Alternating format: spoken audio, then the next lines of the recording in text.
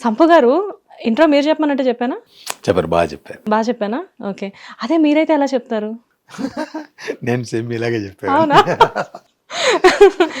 ఇది సర్లే గానీ 3 మినిట్సేనా డైలాగ్ అది? 3.5 minutes 3.5 minutes. Oh! Sorry 3.5 minutes. ఆ డైలాగ్‌ని అంత గుక్క తిప్పుకోకుండా ఎలా చెప్పారండి? ప్రాక్టీస్ బాగా ఒక ఎంత? 1 month ప్రాక్టీస్ చేసి. 1 మంత్ ప్రాక్టీస్ చేశారా? బట్ థియేటర్స్ చేశారు కదా మీరు? తక్కువ. తక్కువ. అంటే చేద్దాం అనుకున్న టైంలో హీరో అయిపోయా. వావ్! జనరల్‌గా ఎవరైనా గానీ చిన్నప్పటి నుంచే హీరో అవ్వాలి అని ఒక ప్యాషన్ ఉంటుంది. బట్ మీ ప్యాషన్ ఏంటి అనేది బిగినింగ్ నుంచి నాకు తెలీదు గానీ, కాకపోతే ఏంటంటే ఒక గోల్డ్ స్మిత్‌గా మీరు నాకు తెలుసు. ఆ, సిద్దిపేటలో చాలా మందికి హెల్ప్ చేస్తూ అంటే ఇంటి దగ్గర ఉన్న వాళ్ళని అన్న, వదిన, అక్క, బాబాయ్ అని పిలుచుకుంటూ చాలా నార్మల్‌గా ఉండే ఒక అబ్బాయి సడెన్‌గా హైదరాబాద్ వచ్చి హృదయకాలయం లాంటి ఒక సెన్సేషన్ తీయడానికి అసలు ఏంటి? బట్ అంటే యాక్టింగ్ అంటే ఇష్టం. కానీ అంటే ఎప్పుడైనా వెండి తెర మీద కొన్ని క్షణాలు కనపడ్డా చాలు అనుకున్నా. బట్ అలాంటి ఒక చిన్న అవకాశం మహాత్మాలో వచ్చింది. యాహ్! ఫస్ట్ సినిమా మహాత్మాలో చేశా. జస్ట్ ఒక 6-7 సెకండ్లే ఉంటుంది. ఆహా! అలా ట్రయల్స్ ఇస్తున్న టైంలో హృదయకాలయం ఆఫర్ వచ్చింది. యెస్. 'మహాత్మా' గురించి మాట్లాడారు కాబట్టి బేసిక్‌గా కృష్ణవంశీ గారి చేతుల మీద ఇంట్రొడ్యూస్ అయిన వాళ్ళు ఎవరైనా గానీ ఇండస్ట్రీలో ఎప్పుడైనా గానీ టాప్ పొజిషన్‌లోనే ఉంటారు మీలాగా. అయితే 'మహాత్మా' సినిమా జరిగేటప్పుడు ఒక సీన్‌లో మీరు ఏడ్చారని నాకు తెలిసింది. ఏ సీన్లా? ఐ మీన్ అంటే మీతో షూట్ జరుగుతున్న టైంలో సంథింగ్ వంశీ గారు ఏదో కొంచెం గట్టిగా మాట్లాడారనో సంథింగ్ ఏదో ఆ టైంలో అల్లే డైలాగు ఒకటికి రెండు చాలా సార్లు చెప్పా. అంటే నాకు అప్పుడు కెమెరా పెద్దగా తెలియదు కాబట్టి హ్మ్. లాంగ్ షాట్ ఓకే, క్లోజ్ పెట్టినప్పుడు కళ్ళు కొంచెం ఇటు ఇటు అన్నా చాలా వెళ్తాయి కదా, హ్మ్. అలా పెట్టగానే నా ఫేస్ నాకే కనిపించేది ఫస్ట్ టైం. అప్పుడు డిజిటల్ కదా, రీల్. హ్మ్. ఆ టైంలో ఆ గురుగారు కోపనికి వచ్చారు.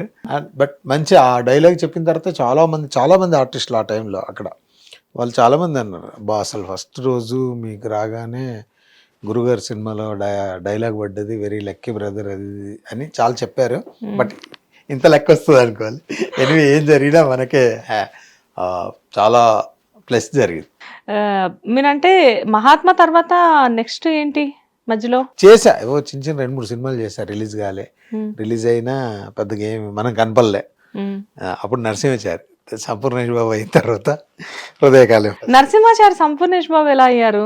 నాకు ఉపేంద్ర గారు అంటే ఇష్టం. ఆ! అయితే ఆయన గెటప్ వేసుకొని ఒకసారి ప్రసాద్ ల్యాబ్కు చిన్న షార్ట్ ఫిలిం ఉందంటే వచ్చా. ఆ టైంలో రాయేషను చూశాడు. హ్మ్. చూసి మీతో ఇక సినిమా చేస్తానండి, మీరు చేస్తారా అన్నాడు. దాన్ని అన్న చేస్తా అని చెప్పేసి. ఆయన డెబ్యూ డైరెక్టర్ అప్పుడు. అవును. అసలు ఏ నమ్మకంతో మిమ్మల్ని పెట్టుకొని సినిమా తీద్దాం అనుకున్నారు? అది తన నమ్మకం.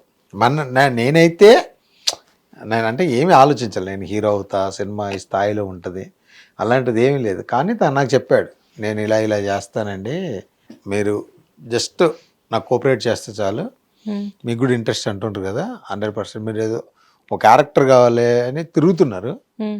హీరోగానే ఒక సినిమా చేస్తా అని చెప్పాడు. నాకు అప్పుడు స్టోరీ అదంతా చెప్పాడు. బట్ నాకు ఆ స్టోరీ కూడా నాకు అర్థం కాలే. నాకు ఎంతసేపు సినిమా సినిమా అన్నట్టే ఉంది తప్ప ఆ కానీ. సినిమా నిజానికి మాకు గూడా అర్థం కాలా.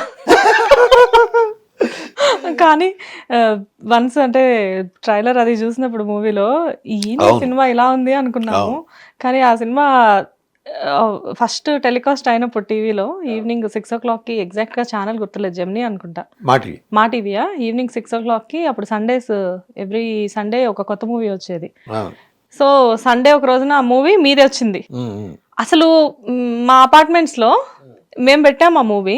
డోర్ ఓపెన్ చేస్తే ఫ్లోర్‌కి 4 ఫ్లాట్స్ ఉంటాయి. ఆ, ప్రతి ఫ్లాట్‌లో అదే మూవీ రన్ అవుతుంది. ప్రతి ఒక్కళ్ళు హ్మ్, అందరు గట్టిగా నవ్వడం. అవును. అంటే హృదయకాళయం అసలు మీనంటే రాజేష్ గారికి ఆ థాట్ ఎలా వచ్చిందో తెలీదు గానీ ఉమ్. హ్మ్.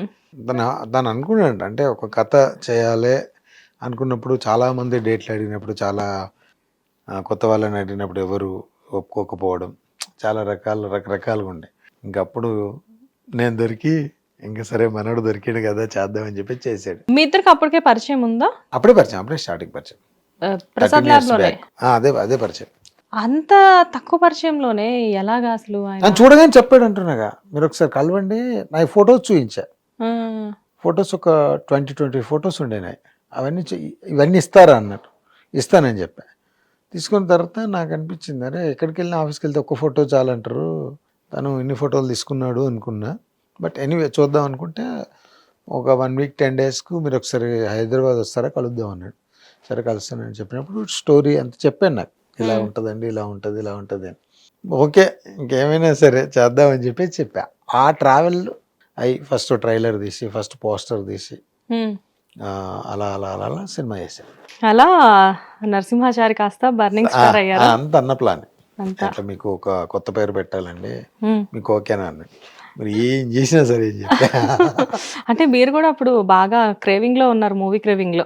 ఎలా అయినా డెఫినెట్ గా నేను ఒక మంచి హీరో అనుకున్నా. అసలు లేదు, యాక్టర్ యాక్టర్ చెయ్యాలి, అసలు యాక్టర్ అనేది ఒక బిగ్ స్క్రీన్ మీద నేను కనిపించాలి. ఓకే. లక్కీగా మీకు సాయి రాజేష్ గారి రూపంలో ఒక పర్సన్ ఇంట్రడ్యూస్ అవ్వడం. సో ఆయన కొబ్బరి మట్ట కూడా ఆయనే కదా తర్వాత. But back to back hits maybe మీకే అనుకుంటా.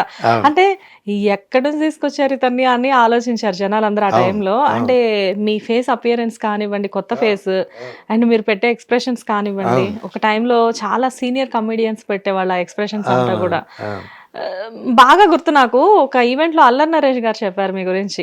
ఇంకా అప్పటికి హృదయకాలం రిలీజ్ అవ్వలేదు. అల్లరి నరేష్ గారు ఒక ఈవెంట్ లో ఏదో మాట మీద వచ్చేసేసి వీడియోస్ ఏవో మీవి అప్పటికేవో చూస్తున్నారంట. వాళ్ళు చూస్తుంటే ఎవరు ఇతను అంటే సంపు తెలీదా అని చెప్పేసి, అంటే ఎవరి సంపు అని చెప్పేసి అప్పుడు ఇండస్ట్రీలో ఒక్కొక్కళ్ళు మీ వీడియోస్ చూసి నవ్వడం. అలా వన్స్ హృదయకాలం రిలీజ్ అయిన తర్వాత వెనక్కి తిరిగి చూసుకోడు అన్న రేంజ్ కి మీరు వెళ్ళిపోయారు. Back to back even Manchu Vishnu గారు కూడా ప్రొడ్యూస్ చేశారు కదా మీతో. నాకు అదే అర్థం కాలేదు, అంత పెద్ద బ్యానర్ లో ఎలా చేశారు అని చెప్పేసి. అంటే ఇప్పుడు హృదయకాలం కూడా ఫాలో అయ్యిండు, అంటే సోషల్ నెట్వర్క్ మీడియాలో చూసి సింగం కదా అది, సింగం 1 2 3 కాలు ఇట్లా మీకు ఒక సినిమా చేయాలండి, ఒకసారి మిమ్మల్ని కలవాలని. దానికంటే బిఫోర్ వాళ్ళతో ట్రావెలింగ్ కరెక్ట్ తీగలు చేశాక. కరెక్ట్ బా. అప్పటి నుంచి ట్రావెల్ ఒక సినిమా చేద్దామని అన్నాడు, అలా చేశాం. కరెంట్ తీగలో నిజంగానే ఎవరికి దొరకని బంపర్ ఆఫర్ తెలుగు ఇండస్ట్రీలో మీ ఒక్కరికే దొరికింది సంపు గారు. సన్నీ లియోన్ మిమ్మల్ని మీరు ఫ్లడ్ చేయగలిగారు, మిమ్మల్ని లవ్ చేసి బైక్ మీద. ఎలా ఫీల్ అయ్యారండి సన్నీ లియోన్ మిమ్మల్ని అలా పట్టుకుంటే? ఈ వీడియో మేడం చూస్తారు. అంటే నాకు ఫస్ట్ ఆమె అంతగా తెలీదు ఎవరు ఏంటంటే. ఆవిడ తెలీదా మీకు? ఫస్ట్ తెలియదు, షూట్ కు ముందు. ఓకే. షూట్ తర్వాత తెలిసింది. ఓకే. సరే, తెలిసినా ఆవిడకున్న క్రేజ్ వేరు. సన్నీ లియోన్ అంటే అప్పట్లో ఒక సెన్సేషన్. అందులో మోస్ట్ గ్లామరస్ లేడీ. ఆడవాళ్ళకి కూడా ముద్ద వస్తుంది, అంత అందంగా ఉంటుంది చూడడానికి, క్యూట్ గా ఉంటది కదా మనిషి. బట్ అలాంటి సన్నీ లియోన్ అంటే జనాలు చచ్చిపోతారు పడి. అలాంటి ఆమెని మీకు కాంబినేషన్ కాబట్టి అసలు మీరు ఏదో తొక్కొచ్చారు సంపు గారు. మాట్లాడిందా ఆవిడ మీతో? అంటే ఆమెకు తెలుగు రాదు, ఇంగ్లీష్ అంతగా రాదు. ఏదో ఒకటి భావాలకి భాషతో కమ్యూనికేట్ చెప్పారు నా గురించి, ఇట్లా తెలుగులో మంచి స్టార్ అండి, బర్నింగ్ స్టార్ సంపూర్ణ అని. హే కమాన్ సంపు అని ఏమన్నా షేక్ హ్యాండ్ ఇవ్వడం, అలా అలా మా షేక్ హ్యాండ్ ఇచ్చింది, హాయ్ అండి అని. ఇంకా ఆమె ఫుల్ సెక్యూరిటీ కథ, అదంత పెద్ద. నేను ఫస్ట్ టైం చూసినప్పుడు బాగా అంటే బౌన్సర్లు గిన్సర్లు